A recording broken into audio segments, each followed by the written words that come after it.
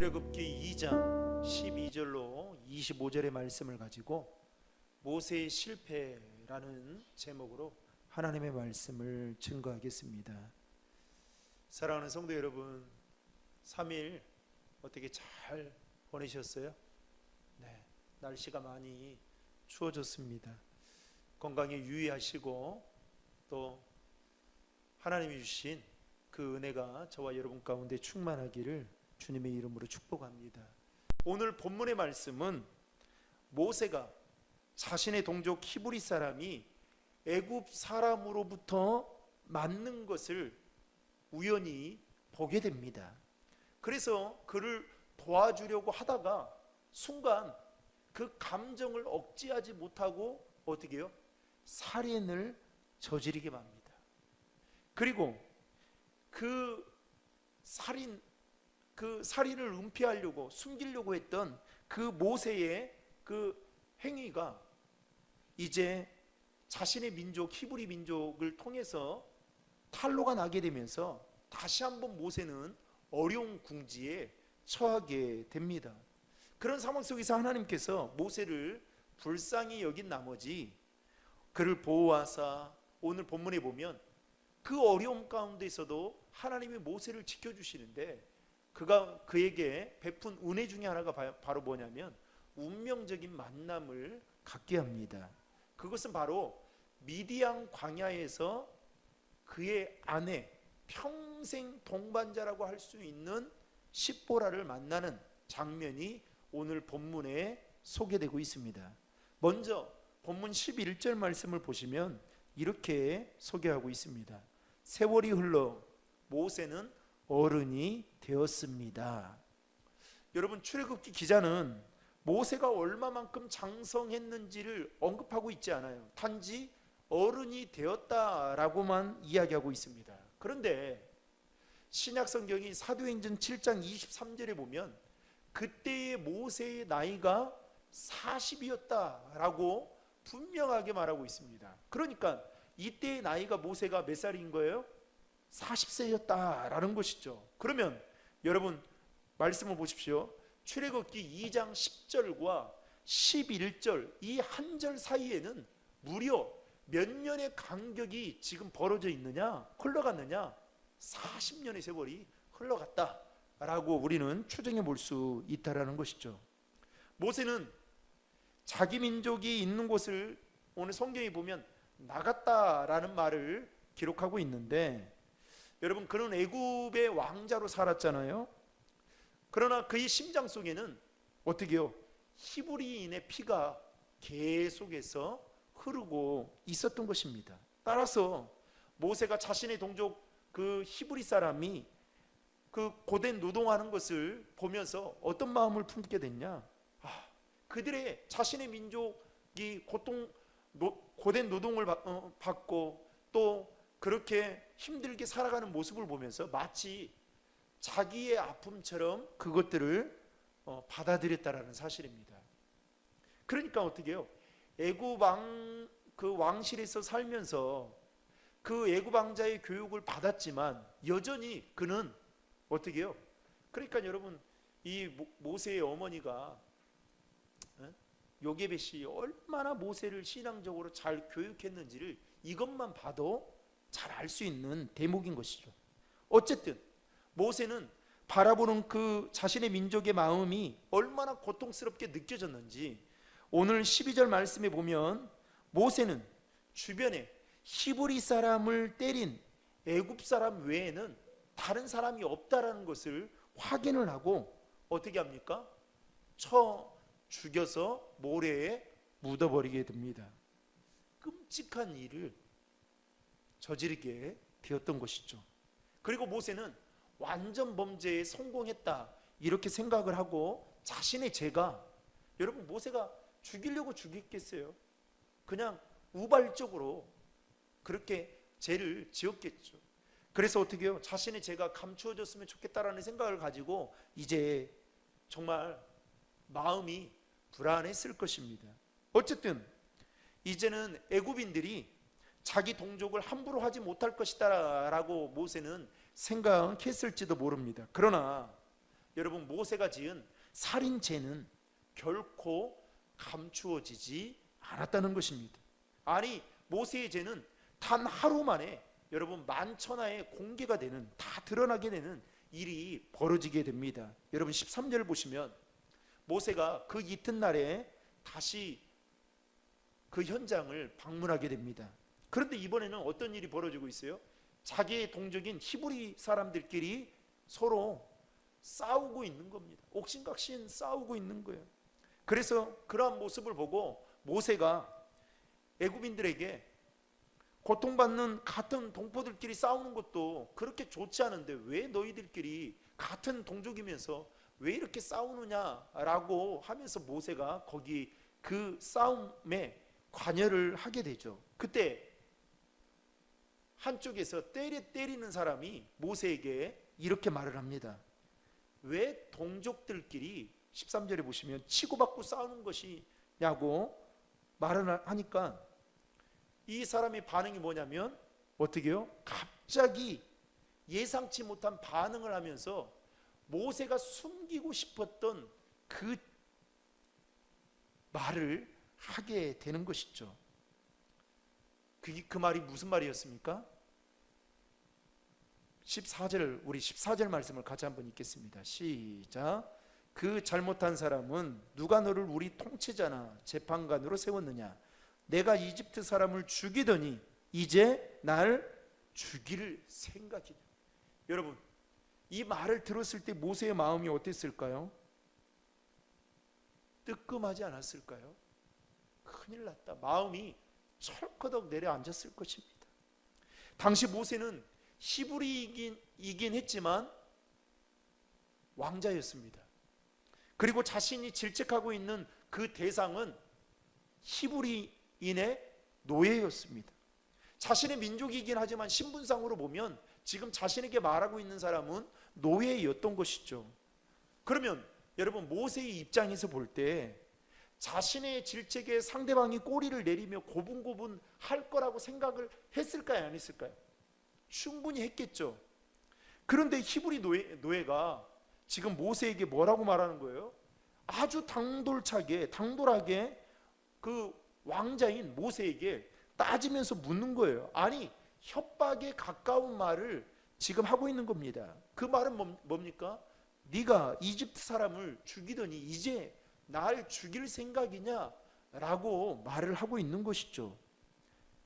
한마디로 히브리 사람은 어제 지었던 모세의 살인에 대해서 다 알고 있었고 그 이야기를 이제 들춰내고 있는 것입니다. 여러분 모든 것이 감추어졌다고 생각했던 모세는 자신의 죄가 이제 숨겨지지 않았음을 알게 되잖아요. 그러면서 어떤 생각이 들었을까요?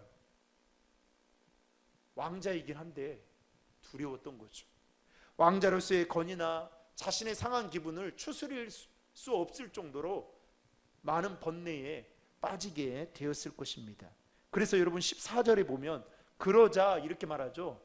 그러자 모세는 두려워하며 속으로 내가 한 짓이 어떻게 해요? 탈로 났구나 하고 생각했습니다. 이 일이 있고 난 후에요. 모세가 어떻게 하느냐? 바로의 낯을 피해서 미디안 광야로 이제 도망자의 삶을 살기로 결단을 하고 이제 시작을 하게 됩니다. 사랑하는 성도 여러분, 여기에서 우리에게 주는 교훈 한 가지가 있습니다. 그것은 뭐냐?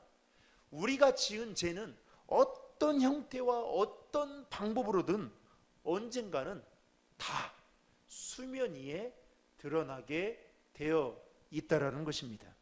비록 자신이 지은 죄를 스스로의 힘으로 아무리 가리고 감춘다 할지라도 그것은 언젠가 드러나게 된다는 거예요. 특별히 신실하신 하나님 앞에서는 언젠가 드러나게 되어 있다라는 것을 여러분 우리는 기억하고 살아가야 한다라는 것입니다.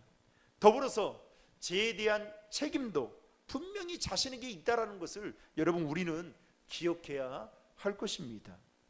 이와 관련된 우리가 잘 아는 성경의 내용이 하나 있죠. 그게 뭐냐면 다윗의 사건입니다. 다윗이 정욕에 눈이 먼 나머지 전쟁터에서 자신을 위해 그리고 자신의 민족을 위해 전쟁터에 나가서 싸우고 있는 자신의 충신이었던 우리아의 아내 밧세바를 간음하는 그 정말 범해서는 안 되는 끔찍한 죄를 범하게 됩니다. 여러분, 우리가 요즘 레위기서의 말씀을 보고 있잖아요. 이번 주 내내 또 성적인 범죄에 대한 이야기를 하고 있거든요. 참 그 당시나 지금이나 뭐가 다를 바가 뭐가 있을까? 오히려 지금이 더 성적으로 더 문란한 시대가 아닌가라는 생각을 하게 되는데, 요즘에는 여러분 간통이라는 게 있어요, 없어요? 요즘 없어요, 간통. 그래서 옛날에는 서로 뭐 이렇게 서로 결혼했던 사람들끼리, 가정을 이룬 사람들끼리 또 다른 사람을 만나서 잠자리를 하고 동침을 하게 되면 그게 간음이고 다 걸렸는데, 지금은 그렇지 않습니다. 여러분, 얼마나 이상합니까? 우리 이상한 시대 속에 살고 있거든요. 어찌됐든 간에 다윗은 자신의 죄를 이제 가리기 위해서 이제 노력을 하기 시작하는데요. 왜 노력을 하게 되느냐? 여러분, 다윗과 잠자리를 같이 했던 밧세바가 하루는 배가 이상한 거예요. 보니 뭐 한 거예요? 임신을 하게 되죠. 그러면서 다윗이 어떤 생각이 들었을까요? 와, 기쁘다. 와, 이제 내 아들을 볼 수 있겠구나. 이런 생각이 아니라 자신의 죄가 이제 밧세바의 배를 통해서 드러나게 될 위기에 처하게 된 것이죠. 그러면서 다윗이 어떤 생각이 들었냐면, 이거 어떻게 하면 해결할 수 있을까 생각을 하지 않았을까요? 그러면서 다윗은 그 죄를 가리기 위해서 전쟁터에서 자신을 위해서 정말 몸소 싸우는 우리아를 어느 날 부르게 됩니다. 그러면서 우리아에게 마치 마음을 쓰는 것처럼 우리아에게 휴가를 주게 되죠.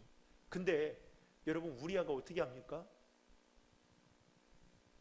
저는 자기를 위해서는 쉼을 결코 누리지 않겠다라고 하면서, 그러니까 여러분, 우리아가 이 다윗의 입장에서 보면 참 대단한 사람이었던 거예요. 이런 사람도 없습니다. 그런데 쉬지 않겠다라고 하니까 그때 다윗의 마음이 어땠을까요? 다시 한번 덜컥 내려앉았겠죠. 그러면 어떻게 해야지? 내 죄가 다시 드러나게 되는 것은 아닐까? 이런 생각을 했겠죠. 그래서 다윗이 자신의 죄를 덮기 위해서 두 번째 계획을 세웁니다. 그게 어떤 계획입니까? 전쟁터에서 우리아를 선두에 세워서 보내자. 그 보내는 이유는 단 한 가지죠. 보내게 되면 죽게 될 수 있을 것이다. 그 계획을 가지고, 아주 악의적인 의도를 가지고 이제 우리아를 보내게 됩니다. 그런데 다윗이 원하는 대로 충신인 우리아가 전쟁터에서 죽게 됩니다. 그러면서 다윗은 자신의 죄가 이제 모든 것이 덮어졌을 것이다, 이렇게 생각을 했던 거죠. 그런데 여러분, 우리가 성경을 통해서 보면 알 수 있듯이 다윗의 죄는 결코 감추어지지 못했습니다. 아니, 덮어지지 않았습니다. 신실하신 하나님께서 이 모든 사실을 다 지켜보고 또 계셨던 겁니다. 그래서 누구를 보냅니까? 나단 선지자라는 사람을 보내게 됩니다. 그러면서 나단 선지자를 통해서 다윗의 죄를 만천하에 공개를 하게 되고, 다윗의 충신이었던 그 충신인 우리아의 아내 밧세바를 범한 그 스캔들의 주인공으로 다윗은 세상의 비웃음거리로 전락해버리고 말았던 것입니다. 사랑하는 성도 여러분, 죄는 절대로 감추는 것이 아닙니다. 다시 말하면 죄는 감춰질 수 있는 것도 아니다라는 것입니다. 아무리 똑똑하고 아무리 잘 나가고 아무리 내가 세상의 권력과 힘을 가지고 있다 할지라도 여러분, 그들이 지은 죄는 결코 감추거나 가릴 수가 없다라는 것입니다.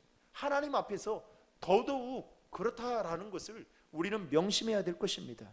그러므로 여러분, 신실하신 하나님이 우리의 일거수일투족을 다 지켜보고 계신다는 것을 믿는 믿음의 사람은 여러분, 어떻게 해야 될까요?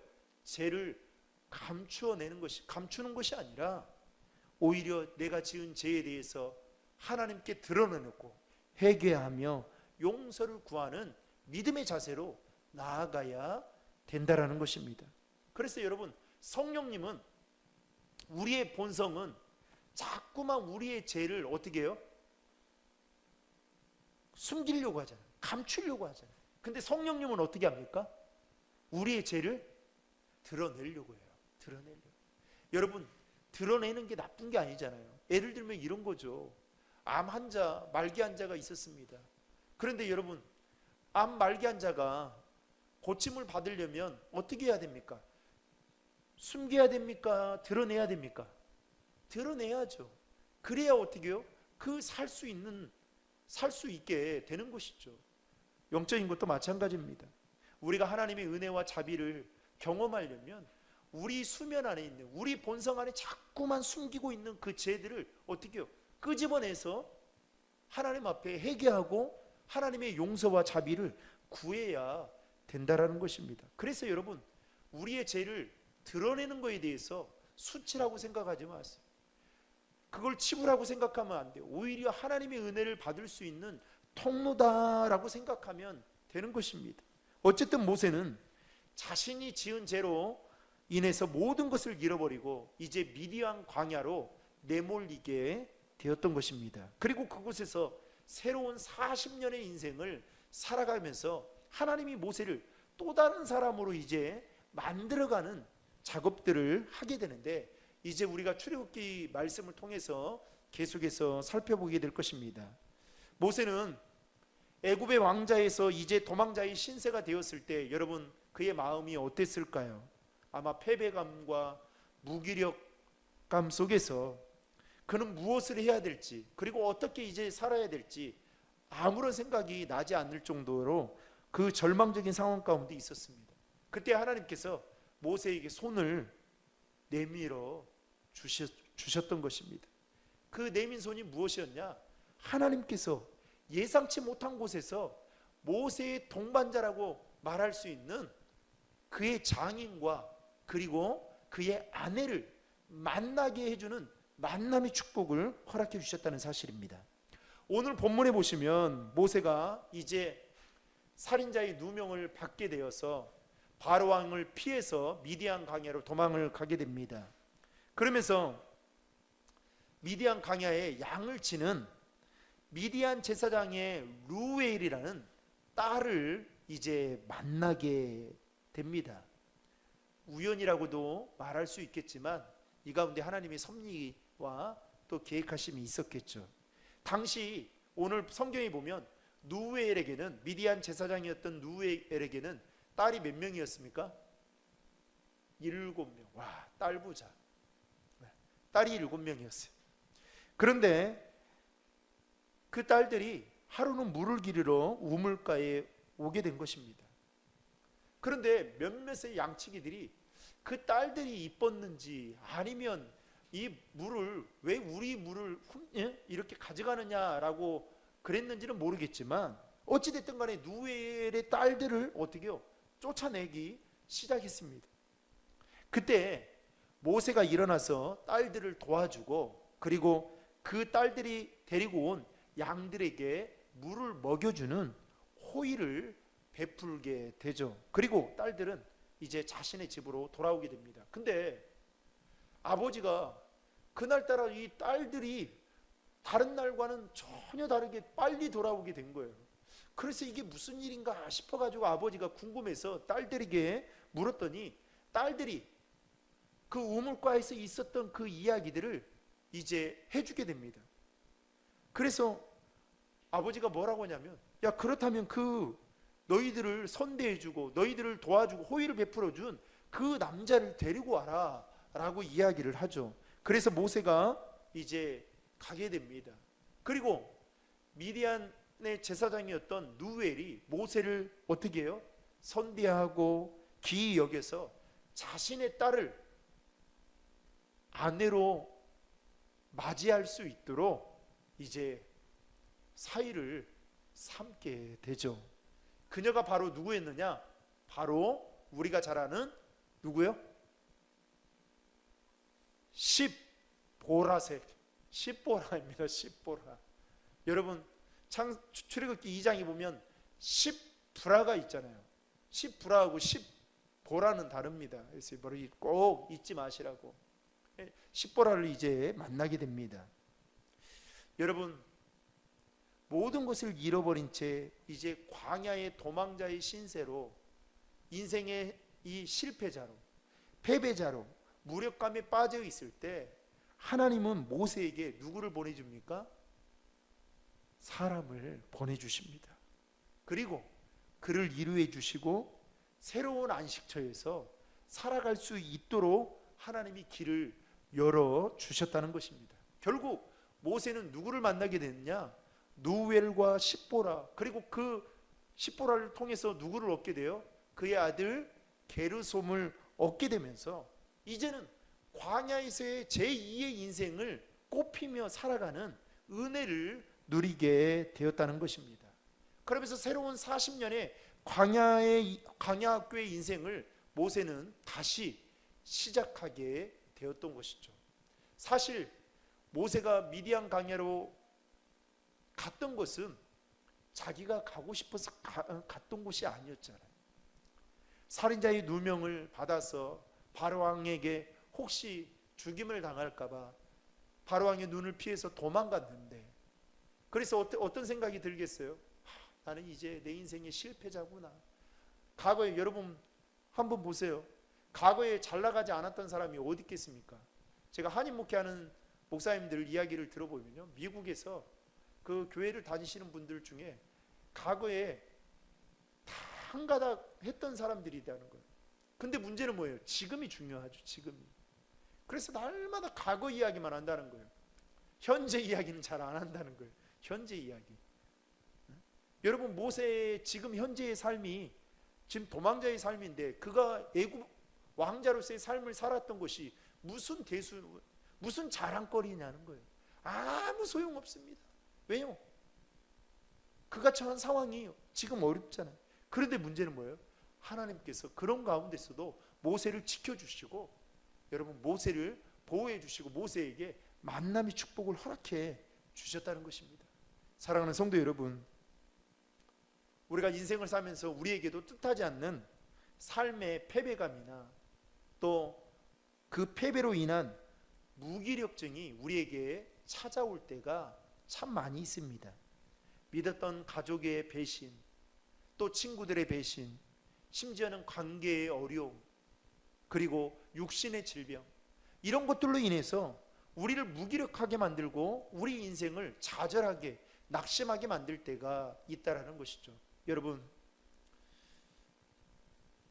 오늘 이틀 전에 우리가 너무나도 잘 알고 있는 이 개그우먼 개그우먼이 세상을, 자신의 목숨을 스스로 끊게 되었습니다. 어머니와 함께 자살을 하게 된 것이죠. 그런데 그 개그우먼은